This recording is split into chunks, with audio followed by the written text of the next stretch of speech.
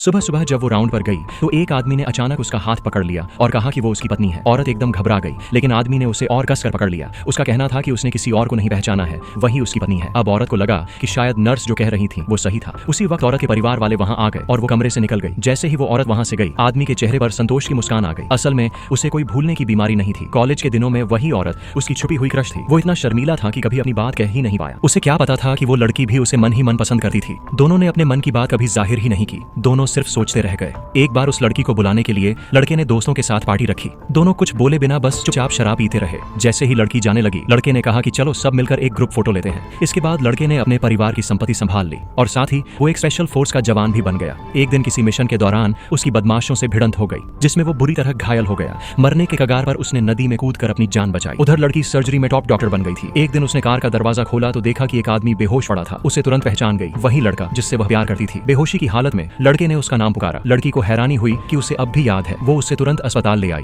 और यहीं से कहानी की शुरुआत होती है, जब लड़का उसका हाथ पकड़कर कहता है कि वह उसकी पत्नी है। नर्स की बात सुनकर लड़की को लगा कि शायद ये आदमी किसी और को समझ बैठा है। फिर वह अपने माता पिता से मिलने चली गई, लेकिन उसके पिता गुस्से में पूछते हैं फोन क्यों नहीं उठाया, और यह भी बताते हैं कि वे पहले ही लड़के वालों से दहेज ले चुके हैं। अब तो यह शादी होनी ही है, चाहे लड़की माने या न माने। लड़की ने तुरंत साफ मना कर दिया, उसने किसी से कोई पैसे नहीं लिए। पिता ने भावनाओं का सहारा लिया, मैंने तुम्हें पाल पोस कर बड़ा किया है, क्या अब तुम अपनी आंखों के सामने परिवार को बर्बाद होते देखोगी? आगे का पाठ देखने के लिए कमेंट करें।